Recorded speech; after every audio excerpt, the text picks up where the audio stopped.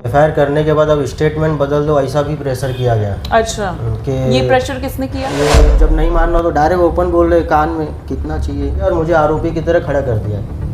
और दूसरे पुलिस वाले को बोलता है जास्त साना बनतो 250 रुपये पाहिजे याला, 250 रुपये याला देता हूँ मैं 250। दुकान बंद करके अब घर पे बैठ जाऊँ। अरे मुझे भी तो 2 पैसा कमाना है। वो ऐसा नहीं बोल रही कि आज के बाद कोई भी पुलिस वाला आएगा तो तुमको दादागिरी नहीं दिखाएगा, दादागिरी नहीं करेगा, तुम्हारे हक का तुमको पैसा देगा, ऐसा नहीं बोला उन्होंने। वो बोले कोई आएगा है ना कि फुटपाथ पे रहने वाले ये सब गधे हैं और पैसा मांग लो तो एकदम से चिढ़ जाते हैं कि पैसा मांग क्यों रहा है। गुंडे लोग से कम इनसे ज़्यादा डर लगता है कि आ गया यार ये दिमाग खराब करेगा, पैसे भी नहीं देगा, काम भी करवाएगा, गाली भी देगा, ये पहले ही दिमाग में आ जाता है। इनको देख के अभी ऐसा आवाज़ नीचे कर, नज़र नीचे कर, ऐसा कैसा बात कर रहा है। बोला सर अच्छा, मैं क्या आपका गुलाम हूँ क्या? आप जब मुझे फ़ोन करोगे मैं आ जाऊँ, और नहीं आऊँगा तो आप मुझे लॉकअप में डाल दोगे। मैं क्या, उन्होंने हमको साईनगर से पकड़ा और पूरा एक पिक्चर बनाकर, डकैत बनाकर हम लोग को पेश कर दिया। तो ये जो वारदातें मेरे साथ हो रही है ना, इसीलिए मैं बार बार इनको गुंडा। नमस्कार, मैं हूं आदित्य सिंह। माणिकपुर पुलिस स्टेशन की घटना आप सभी लगातार देख और सुन रहे हैं, जिसमें 20 रुपए के लिए एक चाबी वाले के साथ में पुलिस वाले ने मारपीट की। ये खबर लगातार इस समय चर्चाओं का केंद्र बना हुआ है। बता दें, उस पीएसआई का निलंबन कर दिया गया है। इस वक्त हमारे साथ वो चाबी वाला मोहम्मद अली अंसारी खुद उपस्थित है। उनसे बातचीत करते हैं और जानते हैं कि उनका क्या कुछ कहना है इस पूरे वारदात पर। सबसे पहले नमस्कार अली। नमस्ते। क्या कहेंगे, जिस तरीके से आपको पीएसआई द्वारा मारपीट की गई, वो पूरी घटना क्या कुछ थी? और इसके अलावा 2 से 3 बार और पुलिस वालों ने आपको हैरान किया है, तो क्या कुछ घटना है? मैडम, जो 16 तारीख को जो ये हुआ है, ये तो आप सभी को पता ही है, लेकिन फिर भी मैं बताना चाहूँगा कि ये सिर्फ दादागिरी है। बात 20 रुपये की नहीं है। 20 रुपये मांग क्यों रहा है ये? इसकी इतनी हिम्मत कैसे हो रही कि हमसे पैसा मांग क्यों रहा है? तो बस वही चीज़ थी, और इन लोगों ने मुझे मारा पीटा। उसके बाद एफआईआर लेने को भी तैयार नहीं। एफआईआर करने के लिए मैं 10 दिन 12 दिन यहाँ वहाँ दौड़ा। जब मीडिया में बातें आई तब सामने से फ़ोन करके बुलाया गया। 10 दिन के बाद 11वें दिन को फिर एफआईआर किया उन लोगों ने। एफआईआर करने के बाद अब स्टेटमेंट बदल दो, ऐसा भी प्रेशर किया गया। अच्छा, कि ये प्रेशर किसने किया? ये राजू माने सर के तरफ से प्रेशर आया था। उनके जो काम करते हैं उन लोगों ने सीधा मुझे लिख कर दिया गया था पेपर पे। मेरे स्टेटमेंट के बाद 4-5 लाइन उन्होंने और ऐड कर दिया था उसमें। मैं बहुत परेशान था, भागदौड़ किया मैंने, और मेरे मेहनत की वजह से ये एफआईआर हुआ है। ये उन्होंने बुलाकर कोई एहसान नहीं किया मेरे ऊपर। और दूसरी बात कि मैं बार बार पुलिस वालों को दादागिरी गुंडागर्दी कर रही है इसलिए बोल रहा हूँ क्योंकि 3-4 बार मेरे साथ पहले भी हो चुका है। 2012 में इन लोगों ने मेरे ऊपर एक केस बना दिया था 399। हम लोगों को पकड़ा गया साईनगर से, और चार्जशीट में लिखा गया है कि मानिकपुर पेट्रोल पंप से पकड़ा गया है। ऊपर से चाकू वीकू बुक्की मिर्ची ये सब हम लोग के पास कुछ भी नहीं था। ये सब पुलिस वालों ने अपने पास से ऐड किया है। अच्छा, हम लोग तो 3-4 दोस्त लोग थे। हम लोग उस दिन एक्चुअली गए थे वज्रेश्वरी घूमने फिरने, एंजॉय करने के लिए, खा पी के हम लोग आए थे। इन लोगों ने हमको साईनगर से पकड़ा और पूरा एक पिक्चर बनाकर, डकैत बनाकर हम लोग को पेश कर दिया। उसमें भी बहुत मेहनत हुआ, 7-8 साल लग गए। जज ने हमको बाइज्जत बरी किया, केस जीते हम लोग। उस समय भी कोर्ट में पुलिस वाले बोलते थे कि जज साहब कुछ पूछेंगे तो बोलना नहीं, जो हो गया ख़त्म कर देते, ऐसा वैसा। और हम लोग भी क्या, शादी वगैरह हुआ नहीं था, मैं भी उतना अक्ल नहीं था, तो मैंने भी सोचा 7-8 साल के बाद जब केस ख़त्म हो रहा है तो अब क्यों मैं भी फाइट करूँ, लड़ूँ। चलो ठीक है। अभी ये जो घटना हुई है 16 तारीख को, तो वो 2012 की घटना में आपको डकैत बनाने के पीछे क्या उद्देश्य क्या था उनका? जबरदस्ती पिक्चर क्रिएट की गई? हाँ, बस कि हम कितना मेहनत कर रहे हैं, डकैतों को पकड़ रहे हैं। अच्छा, ये सब उन लोगों ने दिखाया, जो कि हम लोग डकैत नहीं है। हमारे यहाँ पे हम लोग बचपन से रह रहे हैं, यहाँ हम लोग पैदा हुए, यहीं पढ़ाई लिखाई कर रहे हैं, अपनी इमेज को बढ़ाने चढ़ाने के लिए। और जैसा कि उसमें पूरा क्लियर है कि कोटा पूरा करने के लिए इन लोगों ने केस बनाकर फिट कर दिया था। और अच्छा, अपना कोटा पूरा करने के लिए आपके ऊपर ये केस बढ़ा दिया था। 3-4 जो कि हम लोग 4 ही दोस्त थे। चार्जशीट में यहाँ तक ये भी लिखा गया है कि 2 फरार है, जो कि ऐसा कुछ भी नहीं है। अच्छा, ऐसा कुछ है ही नहीं। 2 फरार है मतलब क्या, हम लोग 4 ही जानते हैं और 4 ही है। लेकिन प्लानिंग के केस में कम से कम 6-7 लोगों का एक ग्रुप होना जरूरी है। तो उन लोगों ने बता दिया कि 2 फरार है। और जब इन लोग हम लोगों को मार पीट रहे थे अंदर, तो मेरा एक दोस्त बहुत डर गया था, तो उसने अपना सर है ना लॉकअप के अंदर ही फोड़ लिया, डर के मारे कि मुझे इन लोग मारे ना। उसको चार्जशीट में क्या लिखा गया कि ये भाग रहा था और गिर गया और ईंटे से इसका सर फूट गया। अच्छा। तो ये पूरा का पूरा एक पिक्चर बना के इन लोगों ने 399 का केस हम लोगों के ऊपर डाल दिया।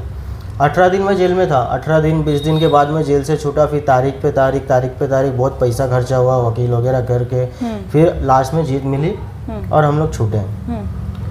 अभी इसके पहले जो ये 16 तारीख को कांड हुआ है, इसके ठीक 2-2.5 महीना पहले की बात बताता हूँ। एक सन सिटी से एक पुलिस वाले ने मुझे फ़ोन किया और उसने बोला एक कपाट की चाबी बनानी है, एक बाइक की चाबी बनानी है और एक ताले की चाबी बनानी है। अच्छा।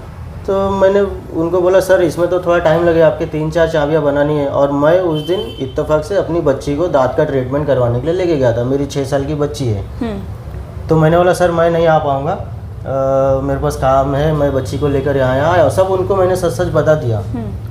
तो बोले अरे मुझे अर्जेंट था। बोला अर्जेंट था तो मैंने एक दूसरे चाबी वाले का उनको एड्रेस बताया। अब वो वहाँ गए नहीं गए मुझे कुछ पता नहीं, मैं भी अपना काम किया। दूसरे दिन ठीक शाम को 4-5 बजे के पास वो पुलिस वाला आता है और ज़बरदस्ती मेरे दुकान पे काम करने वाला मेरा भांजा है, उसको लेकर गया। अच्छा। और ले जाकर उसको चौकी में बिठा दिया है, जैसे कि उसने कोई गलत काम किया है, चरस गांजा बेच रहा है वो, ऐसा उसको बिठाया। उसने मुझे फ़ोन किया अरे भाई कल क्या हो गया, तुम किसी का बात नहीं सुने पुलिस वाले का, ये लोग गुस्से से मुझे लेकर आ गए। अच्छा, पुलिस वाले ने उनको ऐसा कहा कि इसलिए लेकर आए हैं? हाँ, डायरेक्ट ओपन नहीं कि कल उसको बुलाया, बहुत साना बनता है वो, मेरे फ़ोन पे आया नहीं हो, बुलाओ उसको। गाली तक दिया उन्होंने, मैं गाली यूज़ नहीं कर रहा हूँ। फिर उसने मुझे फ़ोन किया भांजे ने, बोला ठीक है तू जा, शाम का टाइम है, धंधे पे बैठ, मैं आके साहब को समझा दूंगा। फिर 2 मिनट में फ़ोन आया, बोलता अरे छोड़ ही नहीं रहे, गाली गलौज कर रहे, बोलता वो आएगा तो ही छोड़ूंगा। एक्चुअली देखा जाए तो इसमें भी एक किडनैपिंग का केस बनता है। ज़बरदस्ती किसी को लेकर जाना, भले चौकी में लेकर गई तो क्या हुआ, लेकिन गलत है वो। फिर मैं उस दिन आया और मैंने अपना मोबाइल में वीडियो चालू करके चौकी के अंदर घुसा और जाके मैंने भी कड़क आवाज़ में उनसे बात किया। ऐसा ऐसा मुझे भी मालूम है ना कि इतना भी तो गलत नहीं हो सकता है। तो मैंने जब गलती नहीं तो डर किस बात की? तो मैंने उनको बोला भाई क्यों इसको पकड़ा आपने, क्या गलती किया इसने, आवाज़ नीचे कर, नज़र नीचे कर, ऐसा कैसा बात कर रहा है। बोला सर अच्छा। मैं क्या आपका गुलाम हूँ क्या, आप जब मुझे फ़ोन करोगे मैं आ जाऊँ और नहीं आऊँगा तो आप मुझे लॉकअप में डाल दोगे, मैं क्या गलत काम कर रहा हूँ क्या। बहुत ज़्यादा बोलता है, तुझे बाद में बताता हूँ। और किसी को सीनियर को शायद उन्होंने फ़ोन किया उस समय। अच्छा। अरे चाबी वाला जास्ता साना बनता हो मोबाइल में उनके एक पुलिस वाले ने देख लिया था मैं मोबाइल में वीडियो बना रहा हूँ, फटाफट मेरा मोबाइल छीन के सब उड़ा दिया उन लोगों ने। अच्छा। और फिर सीनियर को फ़ोन किया तो शायद सीनियर ने बोला होगा कि अभी जाने दे उसको, बाद में देखते हैं। तो इसने भी वही बात बोलता है ठीक है तू अभी जा, 1.5 साना बनना है, तेरे को मैं बाद में बताता हूँ। तो ये जो वारदातें मेरे साथ हो रही है ना, इसीलिए मैं बार बार इनको गुंडा बोलता हूँ कि गुंडे है, वर्दी में। हाँ, वर्दी में गुंडे है, गुंडागिरी कर रहे हैं, दादागिरी कर रहे हैं।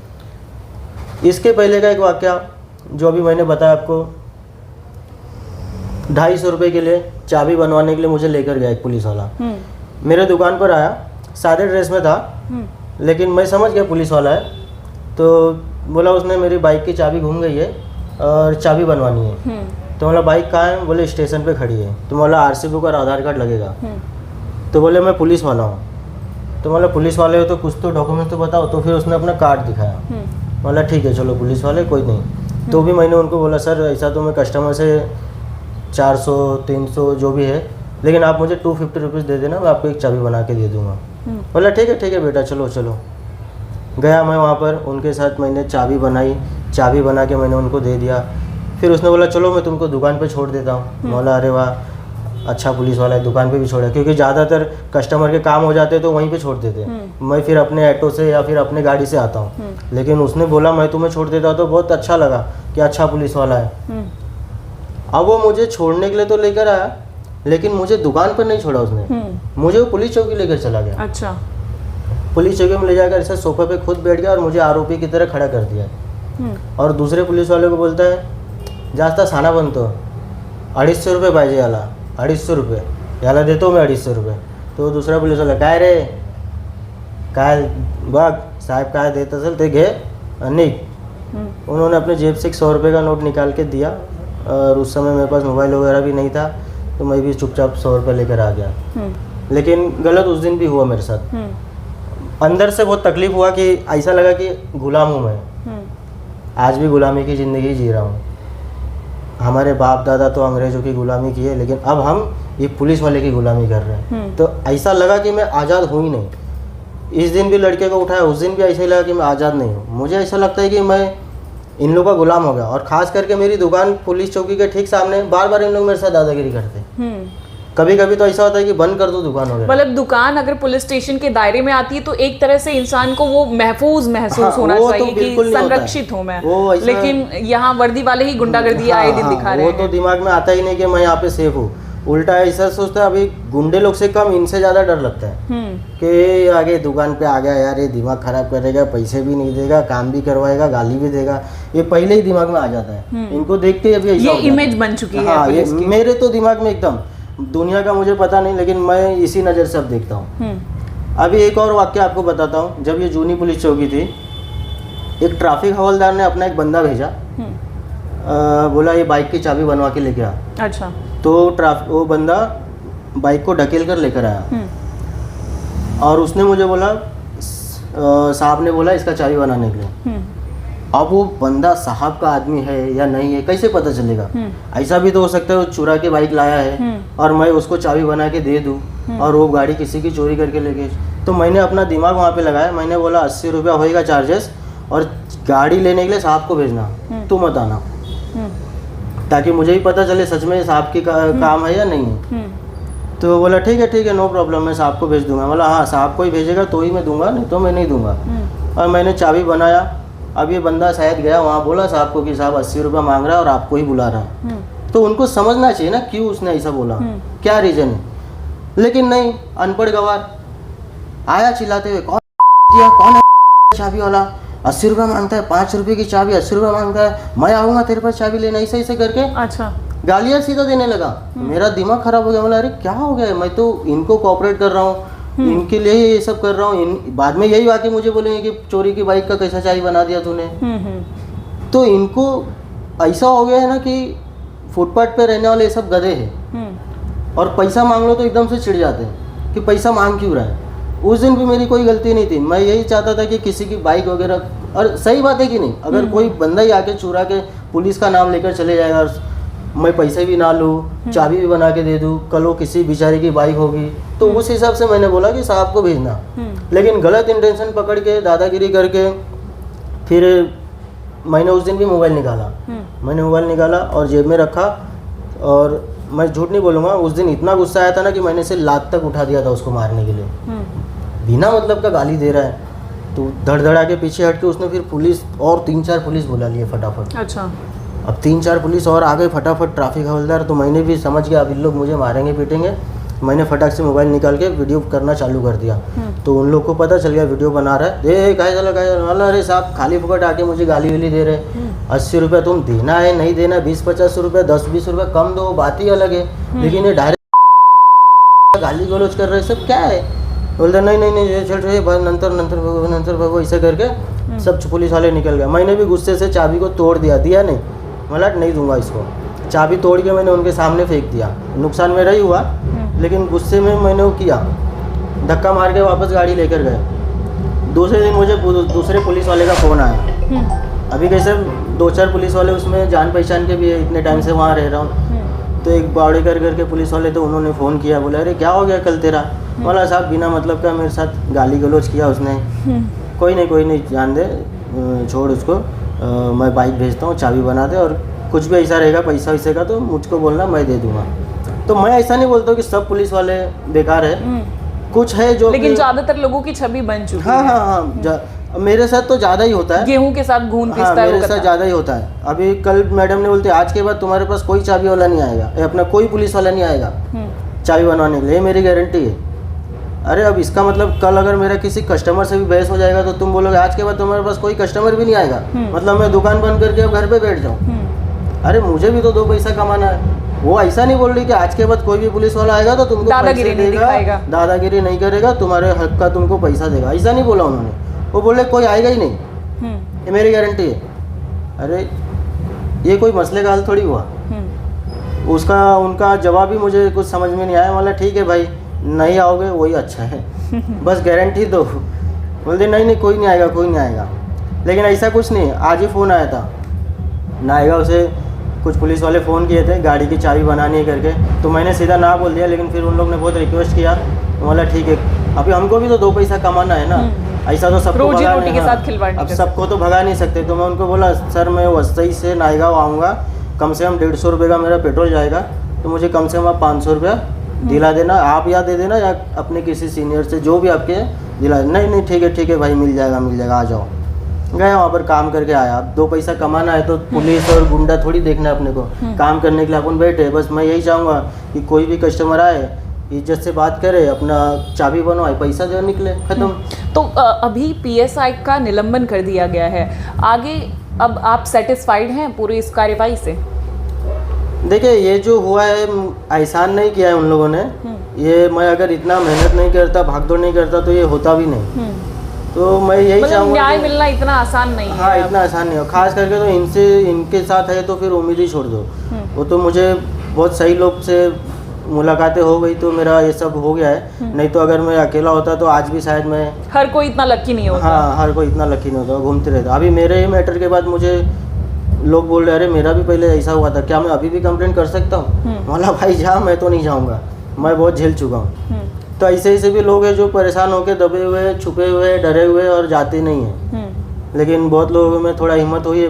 मुझे इस बात का बहुत अच्छा लगता है कि जो भी हुआ ठीक हुआ, किसी को तो शायद अक्ल आएगा। आज अभी आप बोल रहे हो कि वो निलंबित हो गए, ठीक है निलंबित हो गए, ये मुझे कैसे पता चलेगा? उसके लिए भी कुछ प्रोसीजर होता होगा। अभी वो कोर्ट में जाएंगे तो पता चलेगा, जब मैटर कोर्ट में गया तो। लेकिन जो इनके सीनियर है ना, उनको सोचना चाहिए, उनको समझना चाहिए कि मेरे हाथ के नीचे, मेरे नाक के नीचे मेरे आदमी लोग कैसे काम कर रहे हैं। उससे उनका भी नाम खराब हो रहा है। लेकिन उसको और सहयोग दे रहे हैं, बढ़ावा दे रहे हैं, उनको सपोर्ट करते, उनको मदद करते, उनको डांट फटकार लगानी चाहिए, क्योंकि उनकी जिम्मेदारी। आज वो उनसे बड़े लेवल पे बैठे हैं ना, अभी इनके लिए एक अलग से केबिन बना हुआ है। क्यों? क्योंकि ये बड़े हैं, तो वो केबिन में सिर्फ बैठे रहना है, बाहर आके देखना नहीं है क्या कर रहे हैं इन लोग। मैं राजू माने सर के पास भी गया ना, जब मैं मार खाया तो मैं उनके पास भी गया, तो मुझे 11 दिन लग गया। अगर वो चाहते तो फटाफट हो जाता। क्यों मारा रे, कहीं क्यों मारा रे, क्या करना बेटा तुझे, तेरा हक है, बोल सर मुझे एफआईआर करवाना है, ठीक है चले एफआईआर ले। उसमें क्या होता ना, इनका इमेज बनता कि चलो। लेकिन उन्हें ऐसा लगता है कि पुलिस की धाक कम लगेगी, कि पुलिस डर गए। लेकिन एक्चुअली अगर वो ऐसा करते ना तो एक अच्छा मैसेज ज़्यादा लोगों तक कि चलो सब पुलिस वाले बेकार नहीं है, और सर के पास जाएंगे, केबिन में कहीं न्याय मिलता है तो काम होगा। लेकिन सब एक दूसरे को मदद कर रहे, सपोर्ट कर रहे, पैसे लेकर आ रहे हैं, पैसे तक देने की ऑफर हो गई थी आपको। हाँ, कितना खर्चा हुआ है, डबल ले। अच्छा, मैनेज करने हाँ, डबल ले। और जब नहीं मानना तो डायरेक्ट ओपन बोल रहे कान में, कितना चाहिए, इतना तक भी गन्ने का जूस पिला रहे हैं। कितना चाहिए, कितना चाहिए, पहले नाक फोड़ कर फिर उसके बाद खातिरदारी। पैसे तो मुझे चाहिए ही नहीं, पैसे मैं मेरे मालिक के रहमो करम से जो भी कमाता उसमें खुश हूँ मैं। लेकिन मैं बस यही चाहता था कि लोगों तक ये सच्चाई जाए और दोबारा इन लोग किसी के साथ गलत करने से पहले 10 ऐसी हिमाकत ना करें, सोचे। तो ये मेरा एक मोटिवेशन था, मैं चाहता था कि ऐसा ही हो, और वही हुआ है अभी तक। चलिए, धन्यवाद Ali ji. Thank you ma'am. तो ये थे अली अंसारी, जिन्होंने साफ तौर पर बताया कि एक बार, 2 बार नहीं बल्कि कईयों बार इनके साथ इस तरह की घटना घटित हुई है। इससे कहीं ना कहीं लोगों को भी सीखने की जरूरत है, साथ ही पुलिस के जो कर्मचारी अधिकारी हैं उनके लिए भी एक बड़ा सबक, और कानूनी दांव पे जिस तरीके से वो खेलते हैं उसके लिए एक बड़ा तमाचा भी है। खैर, इस पूरे विषय पर कल आंदोलन किया गया और पीएसआई निलंबित कर दिए गए हैं, ऐसा बताया जा रहा है। लेकिन आगे क्या इस तरह से जो पुलिस वाले गुंडागर्दी करते हैं या इस तरह से अपनी धाक जमाने की कोशिश करते हैं, क्या इस पर कोई नियंत्रण लग पाएगा, ये देखने वाली बात होगी। अभी के लिए इतना ही, फिर होगी मुलाकात, तब तक के लिए नमस्कार।